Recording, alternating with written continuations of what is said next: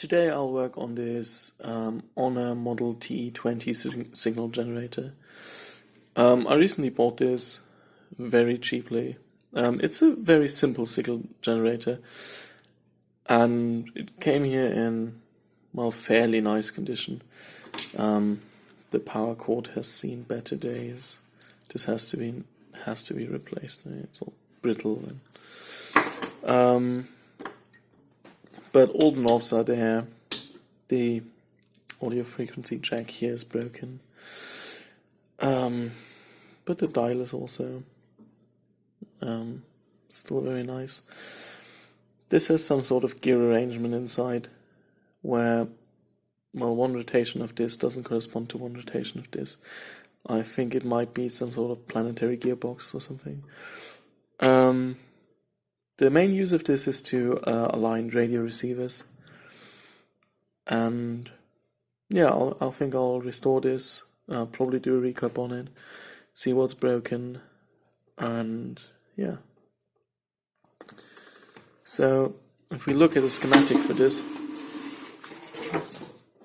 put this to the side very quickly.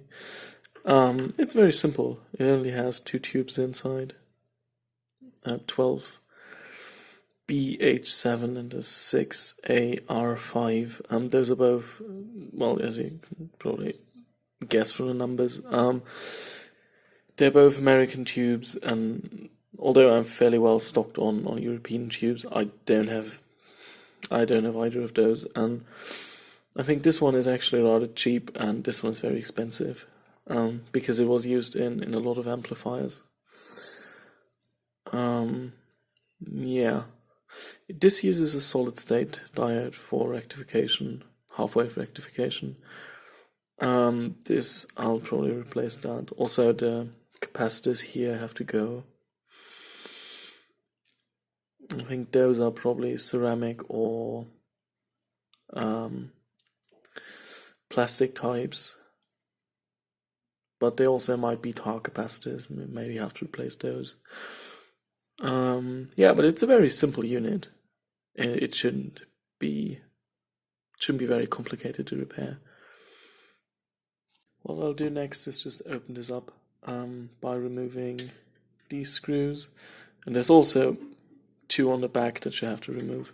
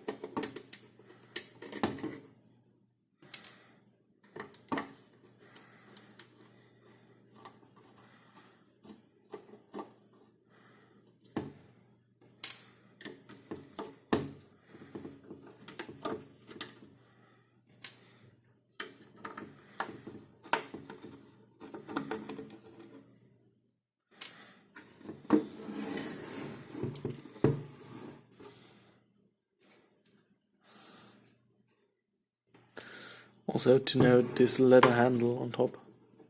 If it were still good, it would look very nicely, but mine is just completely gone.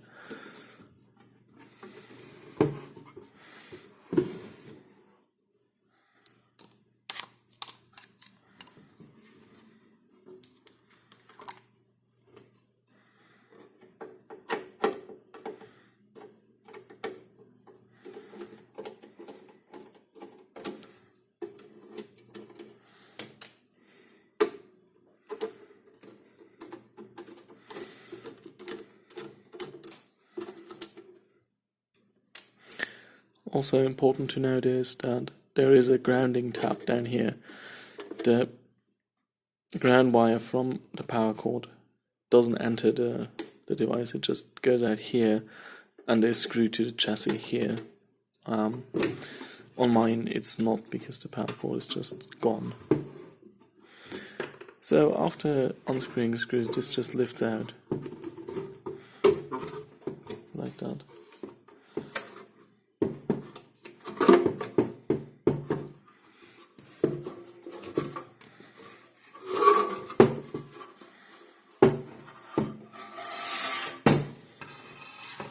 And there's the chassis, with the smaller tube here and the larger twin triode here. The variable capacitor seems to be in good condition, and also the gear drive. The capacitors, well, most of them should be on the bottom of the unit.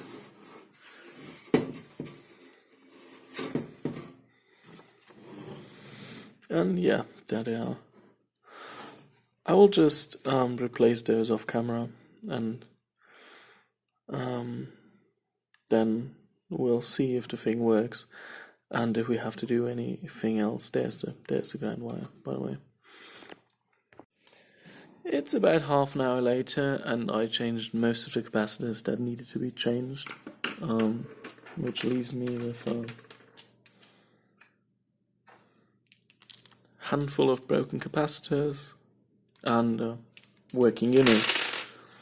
Let me just go over the capacitors that I changed. I changed 100 nanofarad, 100 nano here, the 2 filter caps here and here.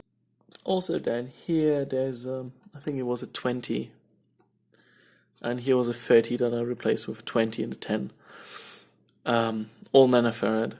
There's also another 10 nanofarad over here, and 2 more capacitors on the top side. Let's just go over this on the schematic, what I did on the bottom side. I changed this capacitor and this capacitor. The diode I left in, the diode is fine, I checked it. I also changed that capacitor, this capacitor, and this capacitor, and also this capacitor. I think those were all on the bottom, and this one is on the top, that I also changed, and there was another one on the top side that I changed. Can't find it, but I'll show you in a minute. So I'll just flip the chassis over and show you what I did on the top side. So on the top side of the unit, I changed this capacitor and this capacitor. This is a 47 Class X capacitor that I put in here. This is not ideal, but it's the only 50 I had. Another 10 here. I replaced them with either the same voltage or higher voltage tolerance.